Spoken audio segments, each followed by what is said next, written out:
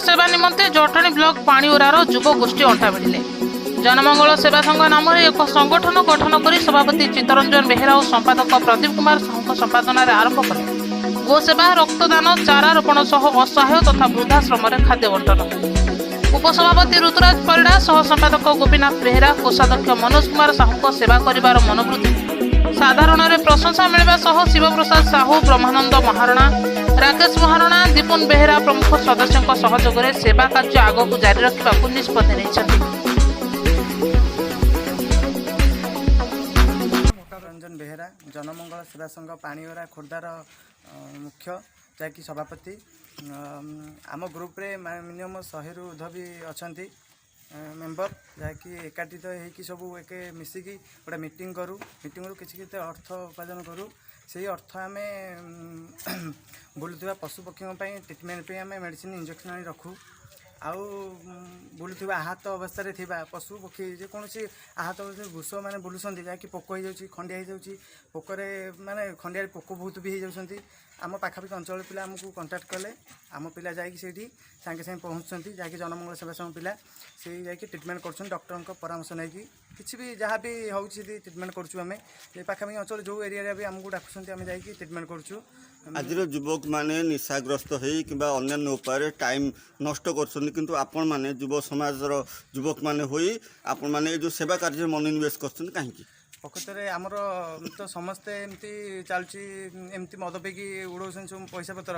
आम पिला किसी भाविले जे ना आम किसी जे पशु पक्षी जो आहत होती खंडिया मुंडिया होगी देखुं भल लगे ना आम पिला देखिले ना आम किसी बाज्य खर्च करने अपेक्षा किसी पैसा कलेक्ट करके आम सेबार लगे जहाँकि आहत जो वृषभ हो कि गोमाता हो आहत अवस्था पड़ुन आम ट्रिटमेंट करिया किसी पैसा कलेक्ट करके आ मद गंजी फंजी खाई जीवन बर्बाद कहीं करवा आम किसी देशपाई करवा से आम पिलांकर प्रयास चलती जहाँकि जनमंगल संघ जनमंगल सेवा संघ पिला सब एकत्रित होगी आम गोटे संघ करूँ। से आहत पशु पक्षी छड़ा आम ब्लड भी दान करूँ जेहेतु इमरजेंसी टाइम रे एक्सीडेंट हो कि डेलीवरी हो से टाइम आमको खबर दिखती पिला आम पिला सागे सागे से पेसेंट पाक पहुँचिक आम ट्रिटमेंट करूँ कि ब्लड दो भी असहाय कथा बुझू। आउ द्वितीय तो हूँ आमर देखुते रास्ता घाट जो भाई अपरिष्कार होची आम पिला जाकि तुरंत जा ट्रिटमेंट कर जो सफा सुतरा कर रास्ता घाट में लगुच आम गछ भी बहुत लगुच सफा सुतरा हो स्कूल हो मंदिर हो आम पोखरी घाट हो जो मैंने देखुचु आम वृक्षरोपण करुचु। आउ द्वितीय तो आम बाया पागल मानक आम जो देखुचु बहुत दाढ़ी जाइए बहुत चुटी फुटी हो जाता सब से आम जा सेविंग करुँ नुआ कपड़ा पेंट सार्ट देखुचु दौचु ताको सी पिंधुंट खाया देकी छाड़ुचु। तृतीय तो हूँ आमर आश्रम वृद्धाश्रम प्रति मसरे किसी माँ वृद्धाश्रम जाऊँ खाद्य नहीं कि प्रति मसरे आम पिला एकजुट होगी जहाँ किसी पिला आम सब सहयोग कर पिला एकजुट होगी जाऊँ आश्रम को खाद्य फाद्य दौचु कि नुआर निरा प्रतिश्रुति भाविचु कि करूँ दुनिया से ओडिशार पिला आम सब नुआ कि पाणीओरा ग्राम आम सब पिला एकजुट होगी आम सेवाई प्रतिश्रुति पाइचु से आम करुँ। आम सब छोट छोट पिला आम सब भी आम सीनियर अच्छा समस्ते सीनियर जहाँकि राति 12टा 1टे एक्सीडेंट हो जाऊँगी से टाइम आमर गाई अति शिविर रास्तार बाड़े देकी पलाउंट जहाँकि गोमाता हो कि वृषभ हो बहुत अवस्था बाड़े देकी पलाउंट से टाइम आमर सीनियर जी कि आमर बजरंग दलर किसी सभापति मैंने अच्छा माने गोप्रेमी मैंने अच्छा से सांगे सांगे फोन कला माने रिंटू भाई पूर्ण भाई बापी भाई आउ नूतन भाई एमानकू कंटाक्ट करा मैंने राति 12टा 1टे हो पचे से आसिकी तुरंत ट्रिटमेंट कर अति सीवियर केस है जेहतु आम किसी जापार बहुत बड़ केस है से मैंने आसिक सांगे सांगे ट्रिटमेंट करती। आउ द्वितीय तो हूँ आमर भाई मान बहुत प्रयास प्रयास है आमर मंगल सेवा संघ बहुत उपरକୁ जाऊँगी।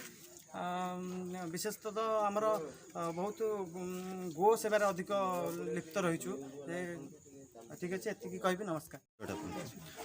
प्रदीप कुमार साहू जनमंगल सेवा संघर संपादक अच्छी आमर गोटे छोट प्रयास गोटे करूँ जहाँकि गाई हो असहाय मानक साहाय्य करने यहाँ तो आम बहुत छोट रू आरंभ करूँ किंतु सांग मानक बड़ भाई मानकर गुर्जन मानकर सहायता एवं आशीर्वाद क्रमे यह धीरे धीरे बढ़ुची आम सहित बहुत लोक भी आसिक जड़ित होती आम भावुँ जे यहाँ गोटे समाजपाई यहाँ गोटे नुआ उदाहरण हम आगु कौन लक्ष्य अच्छी करने ଆଗକୁ ତ ଲକ୍ଷ୍ୟ ଅଛି ଯେଉଁଟା ଆମେ ଏବେ ସବୁ କରିପାରୁନୁ। ଏବେ ବହୁତ କମ୍ ପିଲା ଅଛନ୍ତି, ଯେ 60-70 ଜଣ ପିଲା ଅଛନ୍ତି। ଆଗକୁ ଆଶା ଅଛି ଆଉ ଟିକେ ବହୁତ କରିବା ପାଇଁ।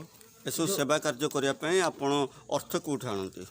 ଏସବୁ ଅର୍ଥ ତ ବାହାରୁ ତ କିଛି ଫଣ୍ଡିଂ ହୁଏନି, ଯାହା କରୁ ଆମେ ନିଜେ ନିଜେ, ଯିଏ ଯାହା ଦେଲା ଖୁସିରେ ସେଇଥିରେ କରିକି ଆମେ ଏଇଟା ଗୋଟେ ଚଲେଇଛୁ। ଆଶା ଅଛି ଆଗକୁ ଏଇଟା ନିଶ୍ଚିନ୍ତ ଗୋଟେ ସମାଜ ପାଇଁ ଗୋଟେ ଉଦାହରଣ ହେଇକି ସୃଷ୍ଟି ହେବ। ଅନ୍ୟ ଯୁବକମାନଙ୍କୁ ଆପଣ ଆହ୍ୱାନ କ'ଣ ଦେବେ? ଏ ଯେଉଁ ସବୁ ନିଶା ଖାଇ ମଦ ଗଞ୍ଜେଇ ଏସବୁରେ ଯେଉଁମାନେ ସବୁ ଲିପ୍ତ ରହୁଛନ୍ତି ସେସବୁ ଛାଡ଼ିକି ଏ ଗୋଟେ ଯେଉଁ ଗାଈମାନେ କଥା କହିପାରୁନାହାନ୍ତି, ଅସହାୟଙ୍କୁ ଗୋଟେ ସାହାଯ୍ୟ କଲେ ତାଙ୍କ କିଛି ମନରେ ଗୋଟେ ଖୁସି ଆସେ। ସେଇଟା ଗୋଟେ ମାନେ ନିଜକୁ ଗୋଟେ ଖୁସି ଲାଗେ, ଆଉ ସେ କାମ କରିକି ଆମକୁ ନିଜକୁ ବହୁତ ଭଲ ଲାଗୁଛି।